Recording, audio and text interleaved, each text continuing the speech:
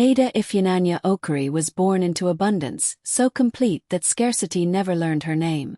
From her first cry in a private hospital on Victoria Island, life bent itself around her comfort. Nurses smiled too quickly.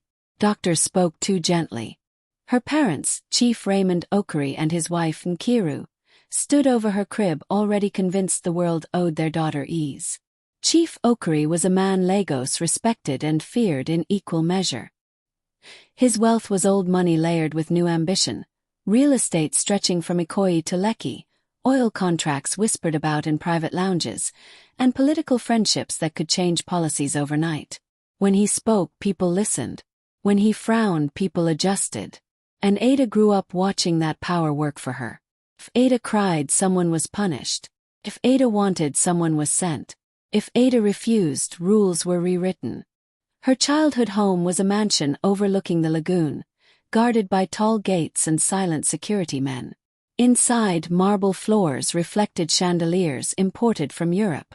Outside, Lagos struggled, traffic jams, power outages, sweat and survival. Ada barely noticed. By the age of 7, she had learned something most children never did. People moved faster when she was displeased.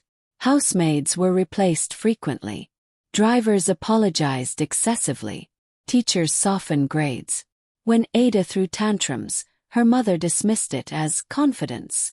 When she insulted adults, her father laughed and said, "This girl knows her worth." No one corrected her. So Ada corrected the world instead.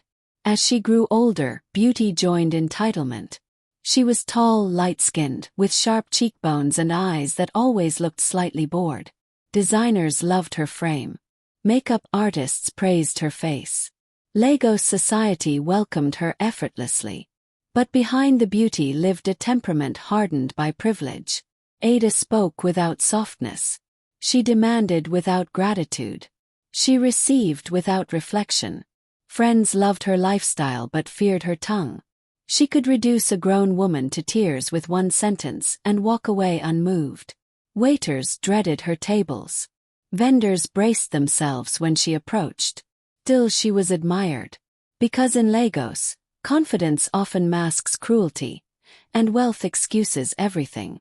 Leonard Adebayo met Ada at a charity gala in Lekki, a night meant to raise funds for underprivileged children. He had been invited by a colleague, wearing a suit slightly tighter than fashion demanded but clean, pressed, and worn with pride. Leonard was not poor, but he was not powerful. He grew up in Surulere, in a modest 2-bedroom flat that always smelled faintly of starch and cooked rice. His father had died when he was 13, leaving his mother to raise him with fabric sales and discipline. Leonard learned early that nothing came easily, and that dignity mattered. At the gala, Ada stood out effortlessly. Not because she tried, but because the room adjusted itself to her presence. Conversations paused. As followed. Leonard noticed her not because of her beauty alone, but because she looked so untouched by the world around her. When they were introduced, Ada barely glanced at him. "Leonard," he said politely, extending his hand. She shook it lazily. "Ada." That was all. But Leonard stayed. He listened. He watched. He admired her intelligence when she spoke about business, her confidence when she dismissed shallow conversations. He ignored the way she interrupted people, ignored the sharp comments, ignored the entitlement. "She's just used to comfort," he told himself. Anyone would be rough around the edges. Ada liked Leonard because he was attentive. He listened without challenging her. He adjusted his schedule around hers. He apologized even when she was wrong. He admired her without threatening her authority. He loved her deeply. She loved how he loved her. Their relationship progressed quickly. Leonard paid for dinners that stretched his budget. He bought gifts he had no business affording. He endured her criticisms about his car, his clothes, his family background. "Why does your mum still go to Balagan herself?" Ada once asked casually. "Can't she get people?" Leonard smiled tightly. "She likes to work." Ada scoffed.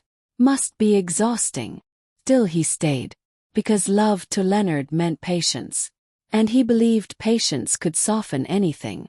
When he proposed, Ada said yes with a smile that was more triumphant than tender. Her parents approved, not because Leonard was rich, but because he was respectable and non-threatening. The wedding planning became a spectacle. Ada demanded excellence, luxury, and perfection. No detail was too small to criticize. Vendors trembled. Planners apologized daily. Leonard contributed what he could, quietly overwhelmed but hopeful. "This is our beginning," he told himself. "It will be worth it." The traditional wedding was set for Victoria Island, grand, lavish, and crowded with Lagos elites. According to custom, there would be a moment where the groom sprayed money on the bride until she smiled, symbolizing his ability to make her happy. Leonard prepared carefully. He saved for months, cut expenses, skipped pleasures. He wanted to honor tradition with dignity, even if he couldn't compete with wealth. He told his mother, "It will be fine." She nodded, proud but anxious. Ada, meanwhile, focused only on appearances. On the morning of the wedding, she looked in the mirror as makeup artists hovered around her. She admired herself, not nervously, not emotionally, but critically, like a queen reviewing her crown. "Make sure the cameras catch my good side," she said. She did not think about Leonard's feelings. She did not think about meaning. She thought about display. Outside, Lagos roared with celebration. Inside, a storm quietly gathered. And no one, not even Leonard, yet understood how much would be destroyed when Ada refused to smile. The weeks leading to the wedding felt like a parade Ada was determined to control. Every day brought new demands, new complaints, new reminders that this wedding was not about union, it was about display. Ada treated the process like a performance Lagos would watch and judge, and she intended to win. Leonard noticed it first in the small things. The way she dismissed color samples without looking twice. The way she snapped at planners on the phone. The way we slowly became I don't like that hall anymore, Ada said one evening, scrolling through her phone while Leonard sat across from her at a restaurant in Ikoyi. "It looks common now." Leonard paused mid-bite. "But you chose it last week." "The deposit." "Leonard," she interrupted, not even looking up. "Do you want people to laugh at us?" "Me," she meant. He swallowed his words with the food and nodded. "We'll change it." And just like that, another expense was added. Another quiet sacrifice made. Leonard began working longer hours.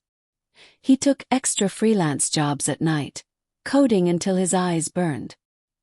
He sold his old laptop and delayed plans to upgrade his car. He told himself it was temporary. That marriage required effort. Ada never asked how he was coping. When Leonard's mother, Mrs. Adebayo, visited Ada's family house in Ikoyi to discuss traditional arrangements, she came dressed simply but neatly, lace carefully pressed, her wrapper starched with pride. She had raised Leonard alone. Everything she wore carried dignity. Ada barely greeted her. Instead, she complained openly. "Is this how tradition is done now?" Ada asked, glancing at the items brought. "I thought there would be more." The room went quiet. Mrs. Adebayo smiled gently. "My daughter, we brought what is required. Tradition is about respect, not competition." Ada laughed, a short, sharp sound. "In Lagos. Auntie, please." Leonard felt heat crawl up his neck. "Mum," he said quickly, "don't worry. I'll handle it." And he did. He added more items, more money, more effort. Mrs. Adebayo watched her son stretch himself thinner by the day. She said little, but worry followed her home to Surulere every night. She prayed quietly that love would be enough. Ada's friends, meanwhile, fueled her expectations. "Your wedding has to choke," one said. "People must feel poor," another laughed. "You're marrying down, at least let the ceremony compensate." Ada smiled at those words. Marrying down. The phrase stayed with her, nestling comfortably in her thoughts. As the traditional wedding approached, Leonard felt a heaviness he couldn't name. He still loved Ada, but he was beginning to realize something unsettling. She loved the idea of him loving her. Not him. Still, hope clung to him stubbornly. She'll soften on the day, he told himself. Joy changes people. The morning of the wedding arrived wrapped in Lagos chaos. Traffic snarled the roads leading to Victoria Island. Sirens blared. Vendors shouted. Drummers tested their instruments. Guests flooded the venue, dressed in vibrant lace and oso-ebi that shimmered under the sun. Inside the hall, Ada sat surrounded by makeup artists and stylists, her phone in her hand even as they worked on her face. "Is the lighting correct?" she asked sharply. "Where is the videographer? Make sure no poor angle catches me." Her mother, Mrs. Okery, watched proudly. "My daughter deserves the best," she said, adjusting Ada's veil. Ada nodded. "Of course." Outside, Leonard stood with his groomsmen, adjusting his agbada. His heart thumped, not with excitement alone, but with something closer to fear. "You good?" his friend Cunnell asked. Leonard forced a smile. "Yeah." But his eyes searched the crowd unconsciously, looking for reassurance, for something familiar, for grounding. Mrs. Adebayo arrived quietly, sitting among relatives who eyed her modest outfit with subtle judgment. She ignored it, focusing only on her son. When the ceremony began, music filled the hall. Drums beat. Praise singers lifted their voices. Cameras flashed. Ada entered like royalty. The hall erupted in admiration. Leonard's breath caught when he saw her. She was breathtaking. For a moment, all doubts fell silent. "This is my wife," he thought. The rituals progressed smoothly, until it was time. The moment everyone waited for. The music softened. The MC announced the custom. The groom would spray the bride money until she smiled, proving his ability to make her happy. Leonard stepped forward, heart pounding. He reached into the envelope he had prepared, every note carefully counted, every sacrifice folded neatly inside. As he began to spray, he watched Ada's face closely. One note. In. Her face did not change. He sprayed more. Guests laughed lightly, thinking it playful. Ada remained stone-faced. Leonard's palms began to sweat. He emptied the envelope slowly, desperately. His eyes pleading silently. "Smile," he begged without words. "Please." "Nothing." Whispers rippled through the crowd. Ada lifted her chin slightly, unimpressed. Leonard stood frozen. His heart sank as reality pressed down on him with terrifying clarity. This was not play. This was judgment. Behind him, his mother shifted uneasily in her seat, dread curling in her stomach. She sensed it, the humiliation creeping closer. The music faltered. The hall held its breath. And Ada still did not smile. Silence fell over the hall like a heavy curtain. At first, it was the kind of silence people mistake for suspense. Anticipation stretched thin, cameras hovering, guests leaning forward with half smiles, assuming this was part of the show. Lagos weddings love drama. People whispered that maybe Ada was teasing, building tension. But as the seconds dragged on, discomfort replaced amusement. Leonard stood in front of Ada with empty hands. The envelope was gone. The notes were gone. So was the warmth in the room. His arms felt heavy at his sides. His ears rang faintly as if the music had not stopped, even though it had. He searched Ada's face, really searched it this time, not for beauty but for humanity. Her lips were pressed together. Her eyes were cool. There was no embarrassment, no kindness, no mercy, just expectation. The MC cleared his throat nervously. Our bride is enjoying the moment," he said with a forced laugh. "Maybe we should give the groom encouragement." A few awkward claps followed. Leonard swallowed hard. He leaned in slightly, his voice low, meant only for her. "Ada, please." She looked at him then, truly looked and frowned. "Is that all you brought?" she asked, her voice sharp enough to cut through the hall. A ripple of shock ran through the guests. Leonard froze. "Ada, Before he could finish, she waved him off dismissively. "This is embarrassing," she said louder now. People are watching. People were always watching. Leonard's chest tightened. His heart pounded so loudly he was sure those closest to them could hear it. He glanced instinctively toward his mother. Mrs. Adebayo had risen slowly from her seat. She was not supposed to stand. Not like this. Not in the middle of celebration. But something deeper than tradition pushed her forward. She walked toward Ada with measured steps, her wrapper rustling softly. The hall fell completely silent as she reached the couple. Then, before anyone could stop her, she bent slightly at the knees. Not a full kneel, but enough. "My daughter," she said gently, her voice trembling but steady. "Please smile." Gasps echoed across the hall. Mrs. Adebayo's eyes were wet. Her hands were clasped together in front of her chest, not in weakness, but in humility. "Today is about joy," she continued. "It is not about how much money is sprayed. It is about peace. About love." Ada stared at her. For a brief moment, something flickered in her eyes. Not compassion, not shame, but irritation. Then she laughed. Not softly. Not nervously. She laughed loudly. "Auntie," Ada said, her voice dripping with contempt. "Please stand up. This is not your place." Mrs. Adebayo froze. The hall collectively inhaled. Ada turned back to Leonard. "If you want me to smile," she said coldly, "bring more money." The words landed like a slap.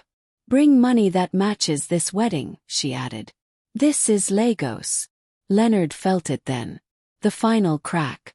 Something inside him, something he had been patching with patience and hope, gave way completely. He looked at Ada again, but this time he did not see his bride. He saw every insult he had swallowed, every apology he had made for her. Every night he had gone home exhausted and broke, believing love would one day be enough.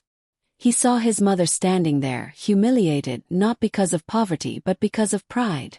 And he understood. Ada was not waiting to smile. She was waiting to be worshipped. Leonard exhaled slowly. The noise in his head quieted. He stepped back. The movement was subtle but deliberate. "Ada," he said calmly. She turned sharply, annoyed. "What?" Leonard reached for his left hand. He slid off the ring. A collective gasp ripped through the hall. Ada's eyes widened. "Leonard, what are you doing?" He held the ring between his fingers, looking at it as if seeing it clearly for the first time. "I thought love was patience," he said, his voice steady but loud enough to carry. "I thought endurance meant strength." He looked up at her. "But love does not require humiliation." The hall was frozen. Leonard turned slightly, addressing not just Ada, but everyone. "A marriage where one person must beg to be respected is already broken." Ada scoffed. "Don't be dramatic. Sit down and finish this." Leonard shook his head. "No." The single word echoed louder than any shout. He walked toward his mother and took her hand gently. "Mom, let's go." Mrs. Adebayo looked up at him, tears streaming freely now, not from shame but relief. Ada's voice rose, sharp and frantic. "Leonard, you cannot leave me here. Do you know who my father is?" Leonard paused. He turned back one last time. "I know who you are," he said quietly.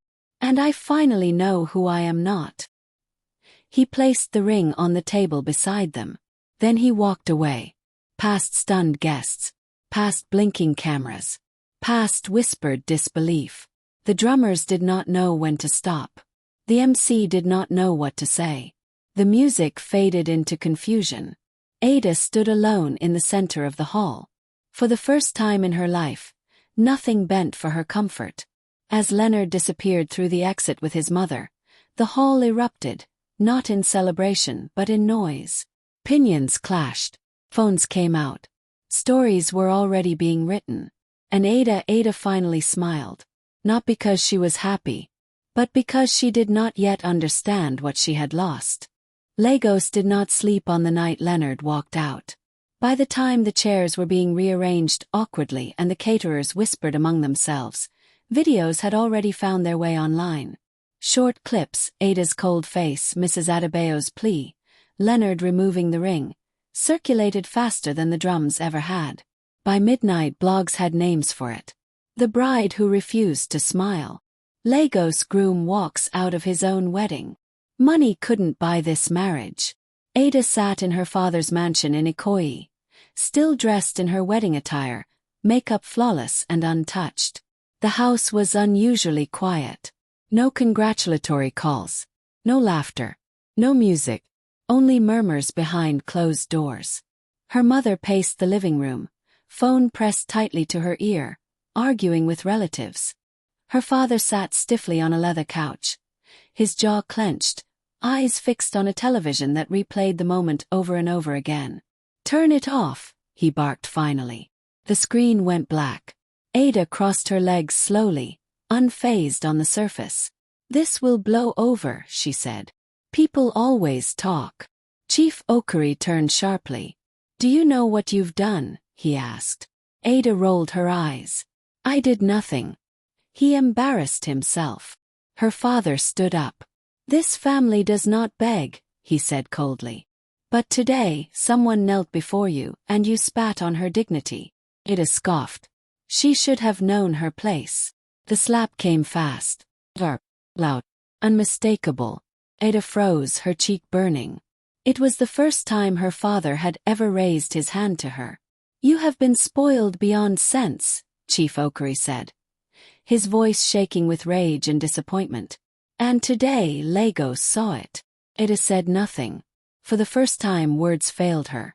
Across the city, Leonard returned to Surulere. The flat was small, familiar. Mrs. Adebayo sat on the bed, quietly removing her gelly, her hands trembling. Leonard knelt in front of her and held her hands tightly. "I'm sorry," he said. She shook her head. "No, my son. I am proud of you." He looked up surprised. "You chose dignity," she continued softly. "Many men would have endured that humiliation just to save face."